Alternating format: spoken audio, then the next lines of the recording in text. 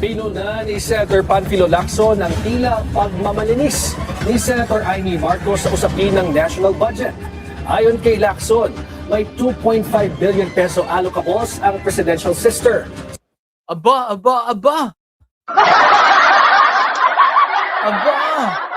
Meron pala siyang insertion!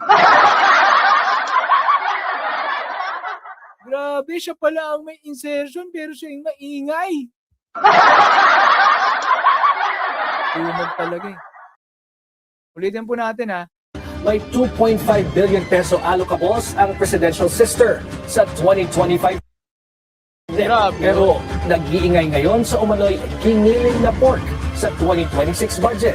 Kung napansin na raw ito ng senador noon pa, bakit hindi siya tumutol gayong bahagi naman siya ng BICAM? Pagbubunyag pa ni Lacson, madalas ding dumalok si Marcos sa payout ng aid distribution tulad ng IX at MyFip. Ayun, isa pa po yun ha. Kasi pinupunan niya eh. Bakit daw po nagbibigay ng ayuda? Number 1 siya. At saksi po ko dyan sa Maynila. Nakapunta ko sa Maynila. Distribution ng IX.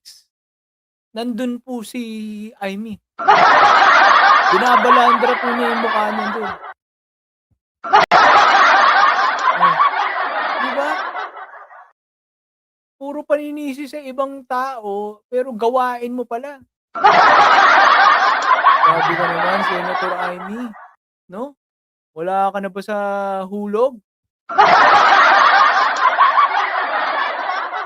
Tuloy po natin ha. Hindi siya tumutol gayong bahagi naman siya ng BICAM. Pagbubunyag pa ni Lacson, madalas ding dumalok si Marcos sa payout ng aid distribution tulad ng IX at MyFip.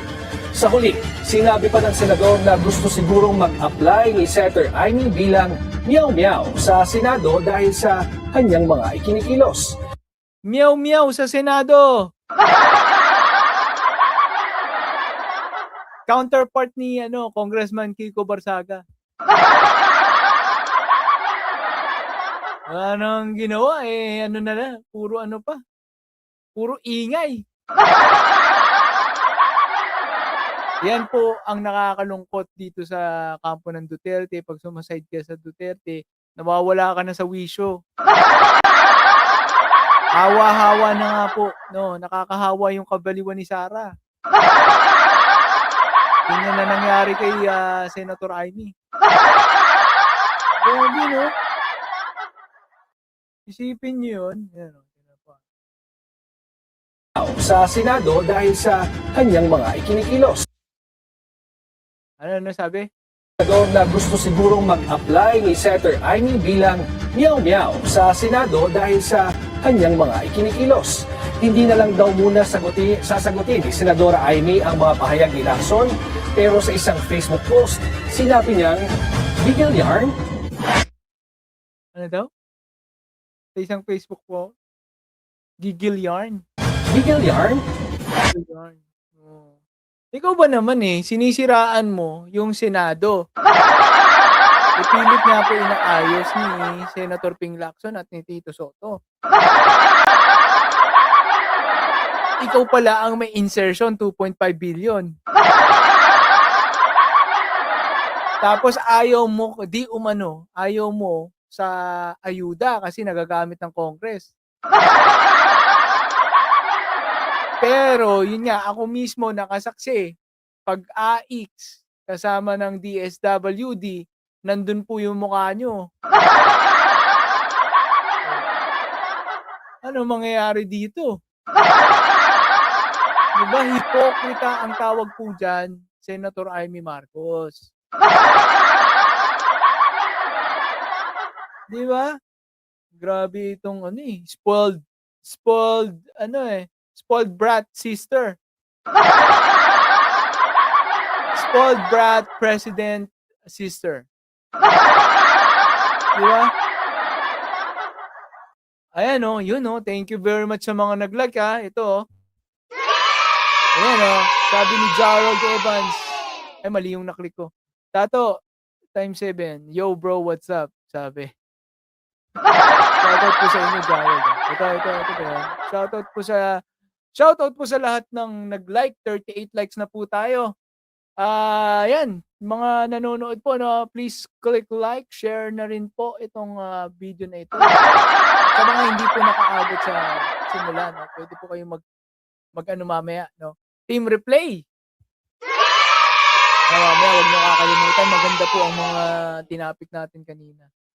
So ito nga po, no, binanatan ni Senator Ping Lacson si Amy Marcos. Hindi na makapagpigil. Sabi ko sa inyo eh, darating din sa punto yan na hindi ka na makakapigil. Kahit kapatid ka pa ng Pangulo. Di ba? Kapal ng baba ni Amy, sabi ni Tato, uy, grabe ka. Shoutout po sa'yo, Mindas Vlog. Hello. Kapal ng baba ni Amy, oh. Di ba? Ito, merong quote card yan eh. Tingnan natin. Nandito na yun. Nandito na yun. Niready ko na yung quote card na yun. Ayan o. Ito. Ayan. Ayan o. Nababasa nyo ba?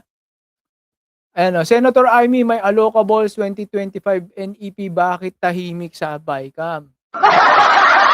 Siya ang nag-ingay, kinikriticize niya ang budget sa 2026. Sinabi niya may tad-tad na pork, may giniling, may tinadtad na pero pork pa rin. Kung ganyan ang definition niya ng pork, siya ang may pork.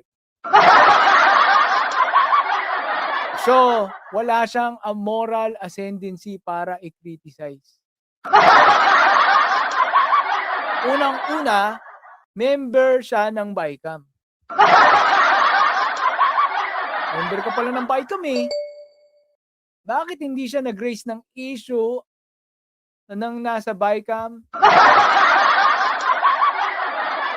Di ba? Ba't hindi siya nag-raise ng issue sa BICAM na tad-tad ito ng pork? Wala tayong narinig sa kanya pero nandun siya sa BICAM. So, ang target audience lang po ni Amy Babala. Yung mga nasa social media na yung mga hindi nakapag-aral, itong mga didilis. Pero yun nga, no, hindi naman tayo magpapalukoy. Sino ba mas may kredibilidad?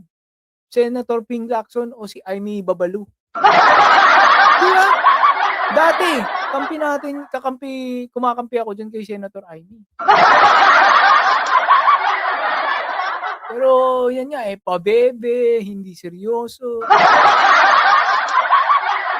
At sensitive na topic ito ng korupsyon dahil ang lahat po ng tao galit dito sa korupsyon. Tapos magmamalinis ka, may mga taong politiko na nagmamalinis, sinisave ang sarili, pero ang totoo naman, no? Ang totoo naman sila pala yung mas malansa, no? Yun po ang nakakalungkot sa mga politikong yan. No? Hindi po tayo papayag na malin lang, di ba? Yan, shoutout Kyrie. Kyril pala, 1217, shoutout po sa iyo.